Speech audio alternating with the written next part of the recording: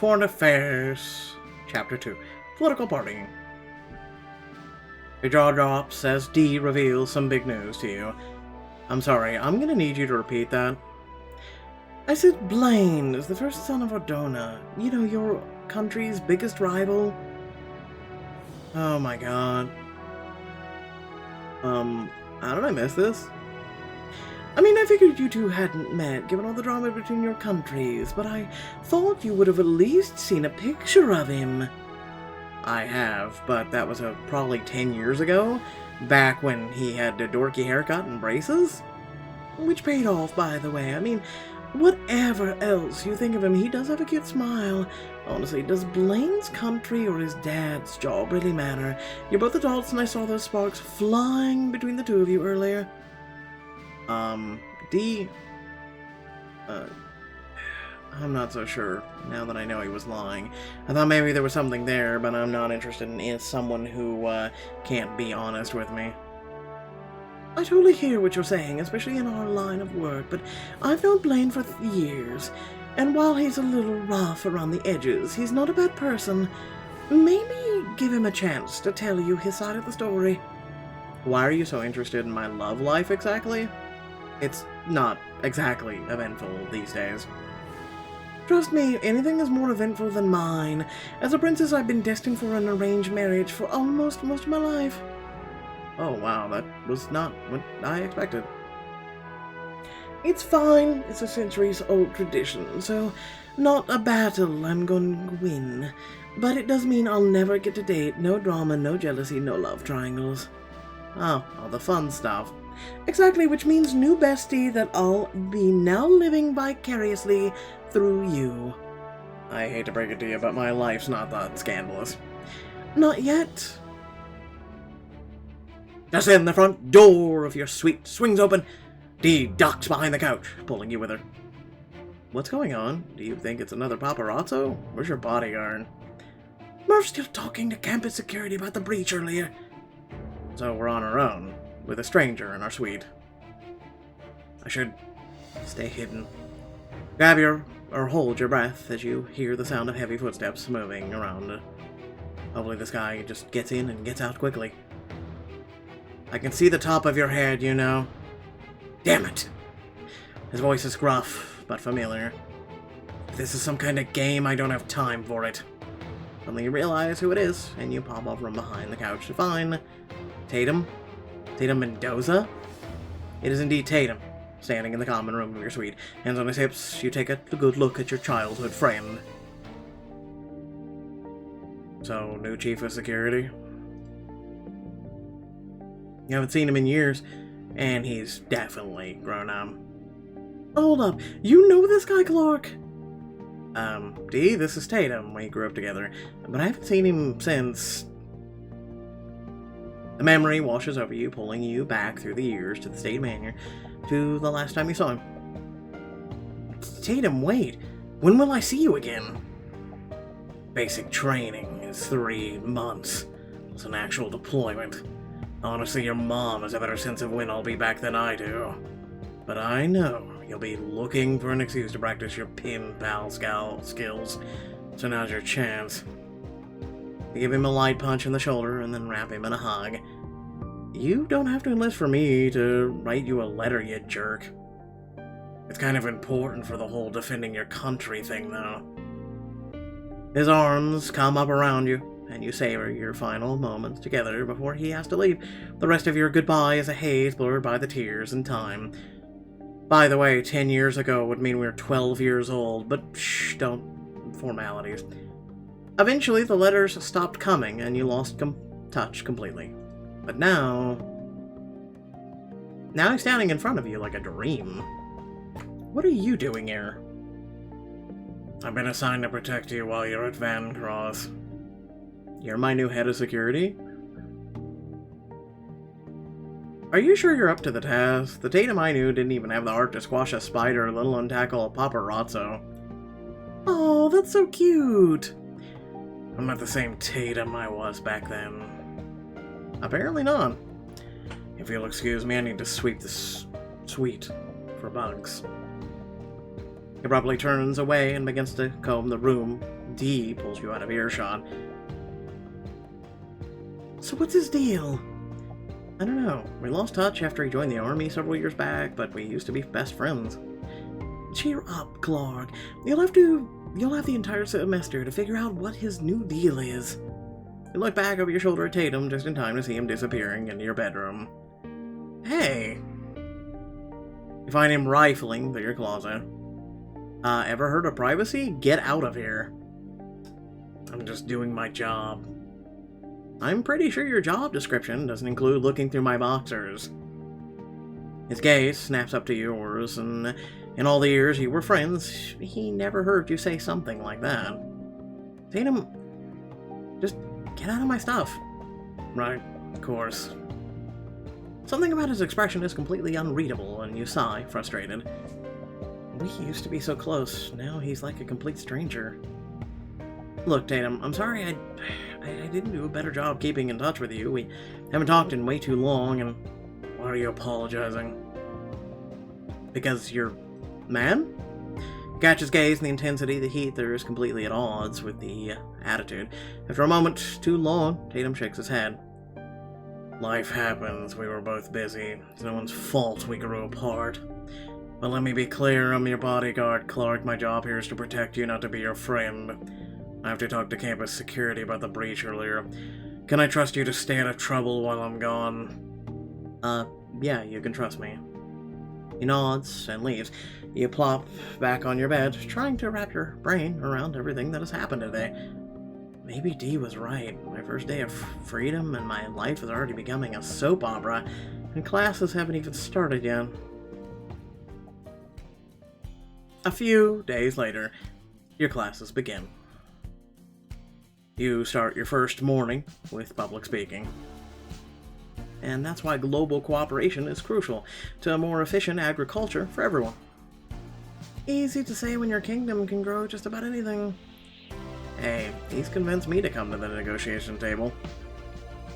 Later that morning is etiquette. You know, you're not supposed to put your pinky up while drinking tea. It's actually rude. Maybe I'm trying to be rude. Ever think of that? You've got to know your etiquette is able to be able to flaunt it. He would think that. Not that I care what Blaine thinks after he lied to me about who he really is. No, he didn't. Your favorite class of the day is social media, where the professor finds the most embarrassing thing each of your classmates has done online. Hey, I deleted that selfie forever ago! You can't take a pic with the crown jewels on your bare ass and not expect someone to screenshot it for prosperity. Finally, you settle in your last class of the day, world history. You've just opened up your laptop to take notes when a beautiful woman takes her place at the front of the room.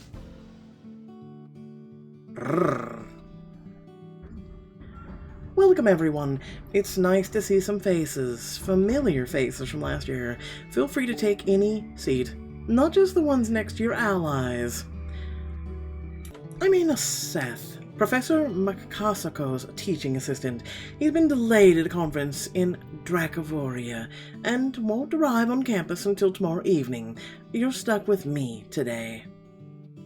If we're stuck with TAs like Anya, maybe Vancross won't be so bad. You try to focus on the lecture, but it becomes harder and harder to tune out your classmates' whispered conversations. Are we all set for tonight? I still have to pick up the rest of the booze, but other than that, we're golden. Hey, D, what are they talking about? The annual Survey of Nations, of course. It's tonight. The whole school will be there, including you. You can't help but look across the lecture hall to where Blaine is sitting. He smirks when he catches your gaze, and you quickly look away. Whole school, even... Alright, since it seems no one's interested in discussing the Esterstein Peace Accords any further, I'll dismiss you early. Whoops, busted.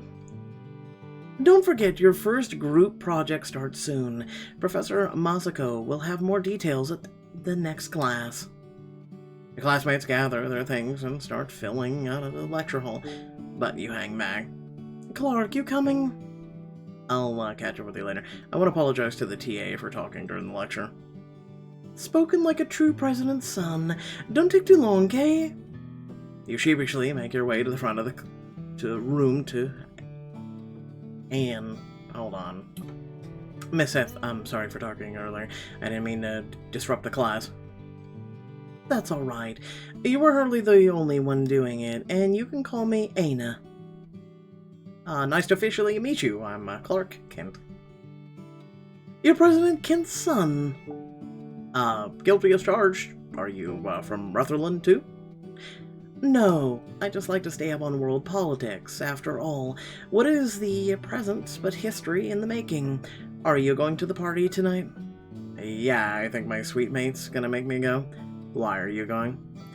I wish. My partying days were officially deemed over the minute I got this job. But you should probably go get ready. It sounds like it starts pretty soon, based on those not-so-whispered conversations during my lecture. Alright. See you later, Aina. Have a good time, Clark. Listen, I had to go look up her name just to make sure it was right, okay? An hour later, you meet Dee in the common room of the suite. So, what kind of soiree is this party? No, sorry. I can't focus until we deal with the elephant in the room. Is that what you're planning to wear? This feels like a trick question and also a diamond choice. Dee grins and pulls you back into your room. I'm just saying, this is your chance to let everyone know the real you. But I thought we were here to make alliances, promote the interests of our countries. Which will be way easier if everyone wants to talk to you. And if you wear this, they won't be able to help themselves. Well, it can't hurt to try it on. No, but it can certainly cost you diamonds. I do look pretty good in this. I'd say I told you so, but it's unbecoming of a princess. Now come on. You, Dee, Murphy, and Tatum arrive at the party to find it already in full swing. Dee starts to head for the center of the room, but you stop her before she can slip away. Where are you going? I've got my own meet and greeting to do. I'll be right back. Relax, have fun. That's an order from your princess. You do know I'm not your subject, right? She just grins as she and Murphy disappear into the crowd. You glance over to Tatum, who looks noticeably antsy. You ditching me too? I need to check the perimeter. Sigh, as Tatum joins the bodyguards posted around the room. You make your way through the party to the bar where Blaine is playing bartender. Hey, Rutherland, does your mother know you're up past curfew?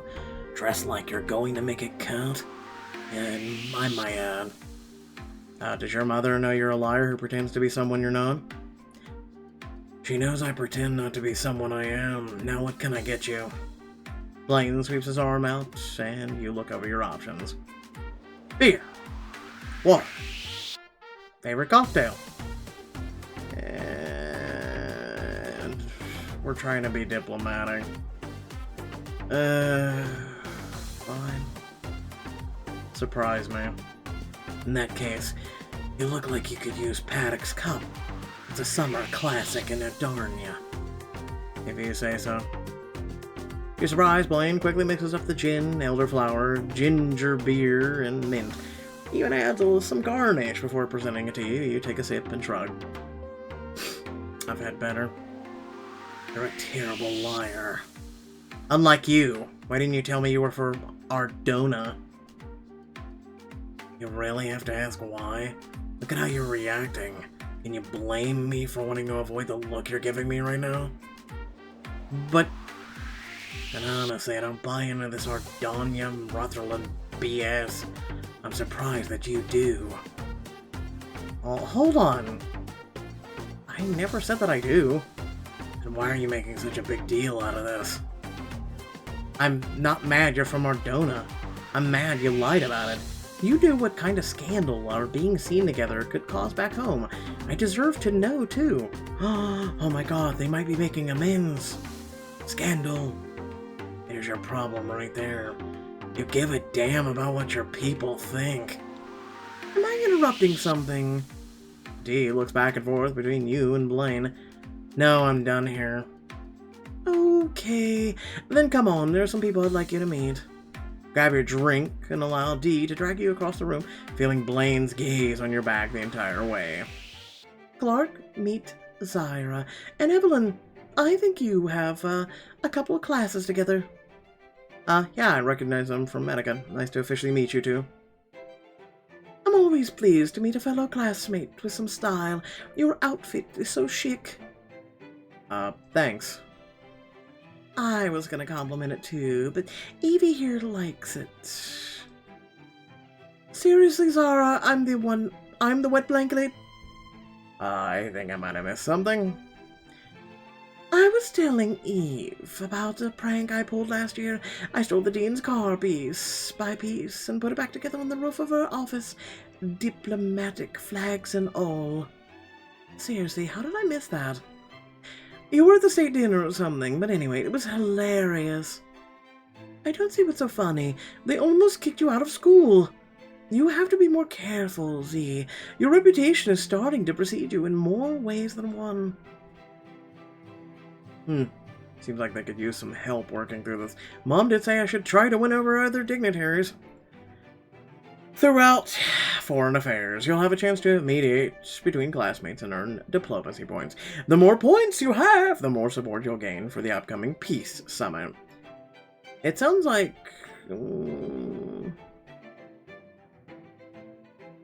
Evelyn's cautious strategy should be given a chance. My strategy?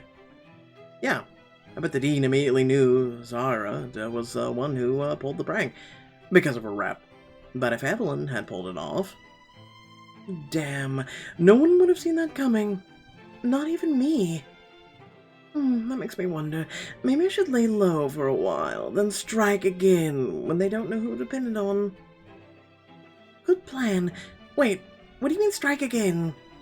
Just then, someone bumps into Dee from behind. Ugh! Oh, crap. Sorry, Dee. I was distracted. The guy sheepishly holds up a book he was reading.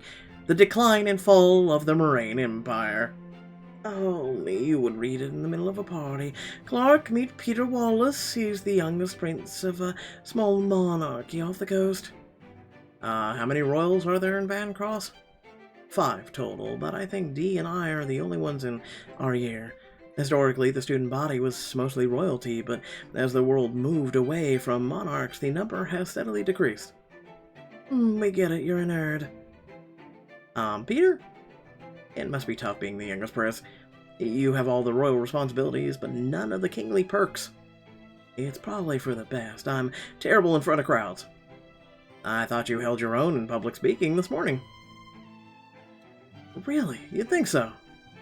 Peter is about to say more, but he's cut off at a loud knock coming from the front door. You and Dee follow the crowd to where the hosts are bickering in the foyer. I thought you said you had this handled. We don't even know what this is yet. Blaine rushes past you to get between the two guys. Alexei, Henry, calm down. There's no need to get worked up before... Blaine's cut off as the knock sounds again. I can hear you all talking. Can you just open the door so we can do this face to face? Alexei throws open the door to reveal... Oh, well, you listen, okay? They don't give you a damn clue. Aina, I thought you were coming tonight. I wasn't planning to, but then campus staff needed someone to investigate a noise complaint. Seriously, who snitched? As Alexei looks around the room, where I'm considering giving him a new voice, you start to step forward. Blaine puts a hand on your arm to stop you, dropping his voice low. You sure you want to get in the middle of this? The safe move is staying out of the way and letting others get in trouble. Maybe if you actually knew anything about me, you'd know that's not the most important thing right now. You brush off his hand and turn to face the others. Aina.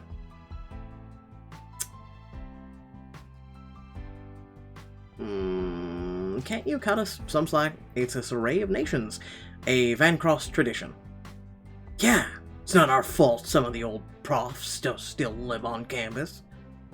You were young like us once, weren't you? Aina tries to keep a serious expression, but the corner of her mouth flicks upward. I like to think I'm still young.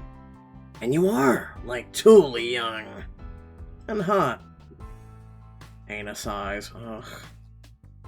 I really shouldn't, but I suppose I can look the other way, as long as you promise to turn it down after midnight. Score! Thanks, Ana. You smirk at Blaine as your classmates slide out a chair. Still don't think I can handle myself.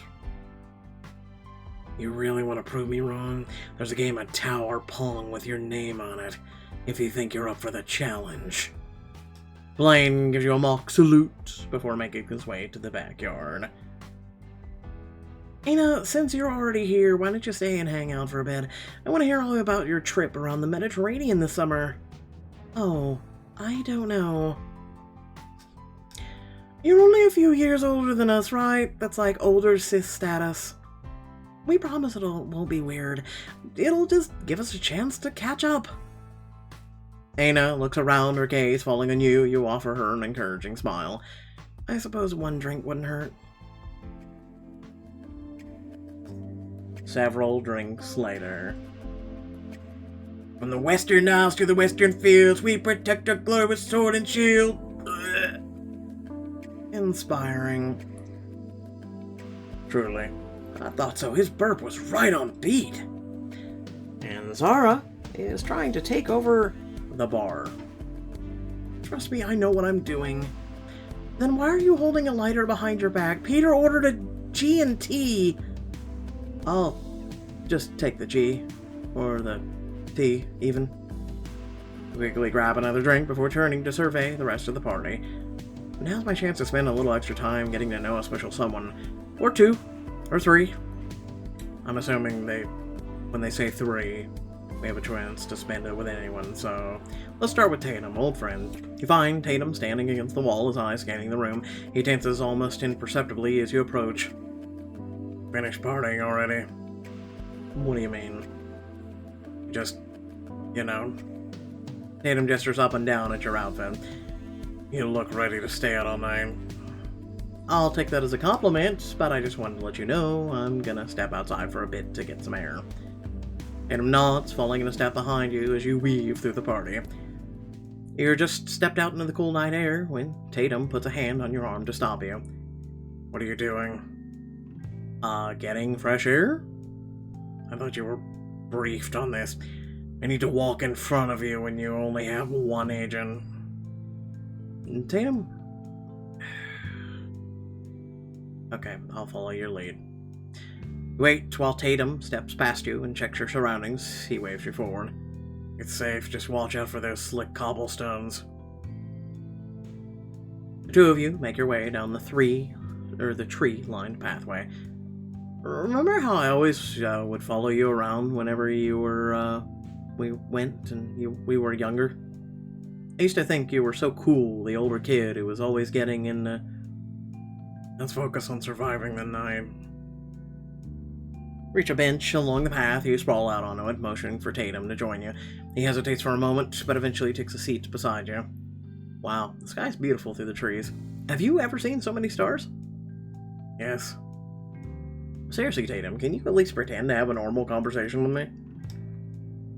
Tatum is quiet for a long moment, and then lets out a soft sigh as he looks out towards the horizon.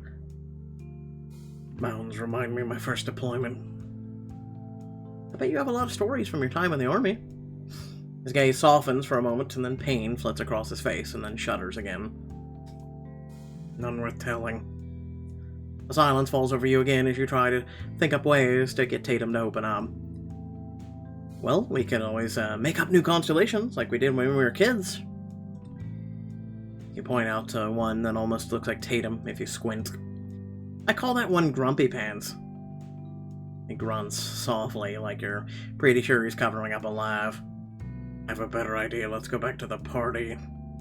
Nope, we're not leaving until I get a smile out of you. Even if I have to tell terrible dad jokes. Want to hear about construction? Okay, well too bad, I'm still working on it. I thought about going on a diet, but I have way too much on my plate right now. Seriously. He's starting to crack. See, I'm gonna have to bring out the big guns. What does a zombie vegetarian eat? Grains! Okay, that was stupid. That was really stupid. Finally, his lips curl into a small smile. Alright, enough. I can't take any more of your jokes. You'd think you would have learned some better material since the last time I saw you. What can I say? I have a soft spot for a good old-fashioned pun. You bump gently with your arm. I miss seeing you smile. He looks away, self-conscious. What happened, Tatum? We used to be so close, but now it's like you want nothing to do with me. That's not true. Then what is it? Why can't we be friends again? You can tell me, Tatum. You can tell me anything. He remains silent. You puff out a frustrated breath as you look up at the sky, and just in time to see a shooting star streak by. Make a wish. I'll wish for, Tatum, to freaking talk. You shouldn't waste your wishes on me. I wouldn't have to, but you're being so damn stubborn. The silence lingers, and you're just about to give up and head inside when I never wanted to come back here. What do you mean? This post guarding you, it wasn't what I would have chosen for myself. Oh. You look down at your hands in your lap, but Tatum reaches over to lift your gaze to his. But I'm starting to think it might not be so bad after all. Warmth blooms in your chest. Yeah? Yeah, I mean, the presidential guardsman is a pretty cushy gig compared to some of my other options. Well, let me know if I can offer you any other perks. Two of you share a smile, just like old times. You've almost forgotten about the party until loud music from an open window jolts you out of the moment. You should get back there before someone misses you. Okay. You two of you stand, and Tatum escorts you back to the party. Play a drinking game with Blaine.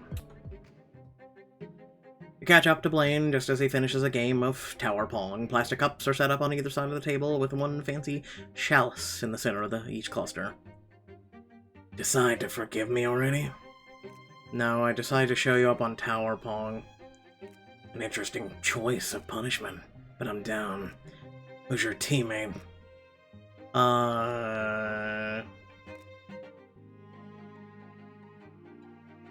D. Partner with me? I thought you'd never ask. Blaine smirks and shakes his head as you and D face off against him and Peter. You asked for it. Yeah, what Blaine said. What do you say we make things a little more interesting? Are you proposing a wager? As often as possible. In this case, I'm thinking whoever hits the tower cup wins. Blaine gestures towards the chalice tower nestled between the plastic cups. Can't be that hard to make it, right? That is, if you think you can handle it. You're on. Loser has to streak through the quad. You've got yourself a deal. The two of you shake on it, then the game begins. Peter takes the first shot, and it bounces against the rim of the back cup and into the one in the front. Whoa, I made one! I can't believe it. The teams are pretty evenly matched, with everyone sinking their own share of cups. Bullseye. You might as well start warming up now. Lucky Sean. What D lacks in skill, she makes up for with her distraction technique. Miss it! Ha! Made you miss again. Damn D. You're ruthless when you're annoying. The game continues neck and neck until Blaine's turn to throw. If I distract him, I might just be able to make him miss. I should...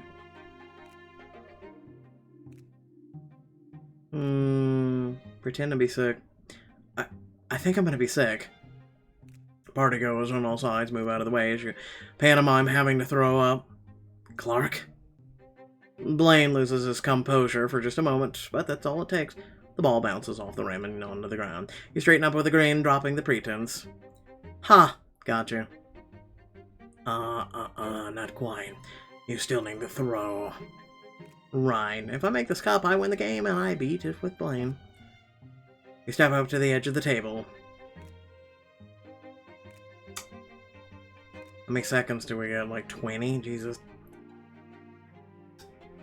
You gently toss the ping-pong ball, flicking your fingers to give it enough backspin, and plop! It perfectly lands on the tower cup. And that's game. Damn. I know it means I lost, but that shot was a thing of beauty. Being a gracious loser isn't going to get you out of your wager. Don't worry, I'm prepared to take my punishment like a man.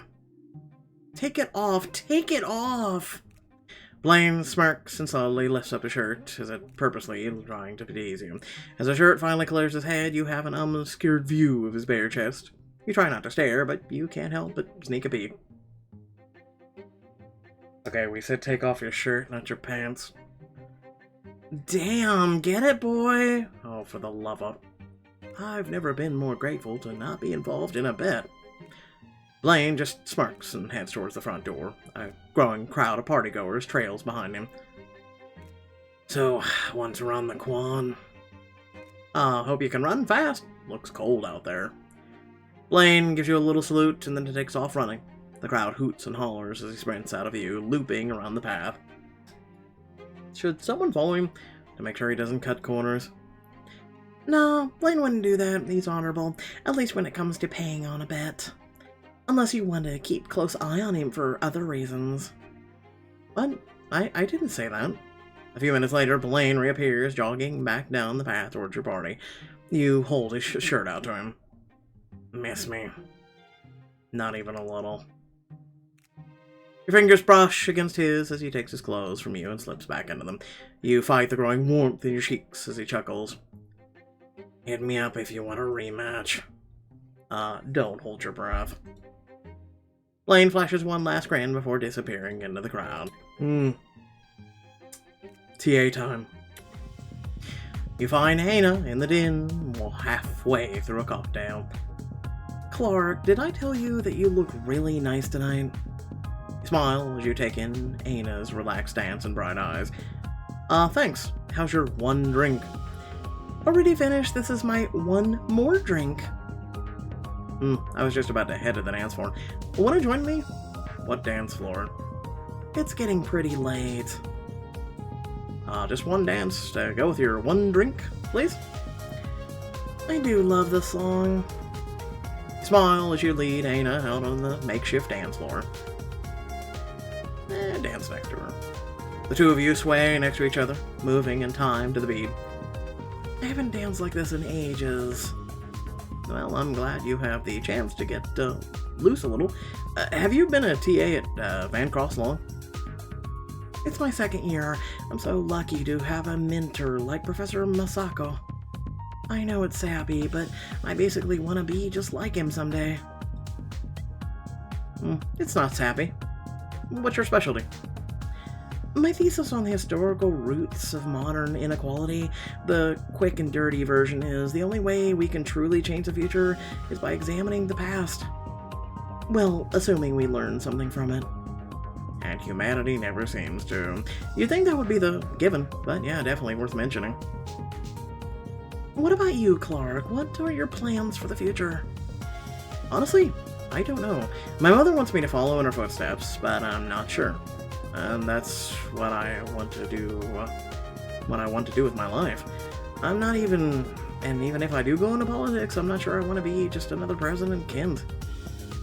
It sounds like you have some tough decisions to make. Just know that if you ever need a sounding board, I'm here. Thank you, Anna. Suddenly another dancer collides with you, accidentally pushing you into Anna. Oh. You feel your cheeks heat as the floral scent of her shampoo floods your nose. Anna. Clark, both lean in at the same time, drawn to each other as the world around you all but fades away. You close your eyes in anticipation, but nothing happens. By the time you open your eyes, Anna's already leaning back, her expression apologetic. Sorry, it's just, we have an audience. Right, of course. You flash her a sheepish smile as you resume dancing. All too soon, the song comes to a close. Anna tucks a loose curl behind her ear as she glances at the door. I should probably go before it gets too late. But thanks for the dance. I had fun. I did too. See you in class. See you then. You walk Hannah to the door and then turn back to the party. You find Dee chatting with Evelyn along the wall. I think I'm gonna head back to the suite. I'm about to crash. But it's still early. Well, we'll work on the stamina later. Don't leave without your bodyguard. You glance over your shoulder, only to see Tatum already hovering just behind you. I couldn't if I tried. 9. Tatum walks you home, and you fall asleep as soon as your head hits the pillow. The next day. You're on your way to the world history when you get a text from Winston, your mom's advisor. Please tell me these rumors of you at the frat party are fake. Well, since Vancross doesn't even have frats. Clark, this is serious. Stalker Media is talking about you and Blaine Hayes. I know there's unreliable source, but if there are any truths to this, we have to get ahead of it. You're staying away from him, right? As much as I can, all things considered. I mean, there was an incident at the party, and that maybe involved some streaking, but I've got everything under control. Involved what? Class about to start, gotta go, bye! You put your phone away as you enter the classroom. Professor Masako is already at the lectern, waiting for your classmates to settle down. Take your seats, everyone. As you all should be aware, your group projects begin today. Aina is handing out the packets with all your information you need to get started, including your partner's name. No trading or partnerships are final. Oh, but me and Peter, seriously? You'll be spending a lot of time with this person, so be nice. This assignment counts for 30% of your final grade. I suggest you take it seriously. Sweet, I'm with Eve. But what about you, Clark? You open up your envelope to read the name and then look up and lock eyes with... Oh god, I'm partnered with Blaine. Oh my god, however will you live? Hey look, we have a map.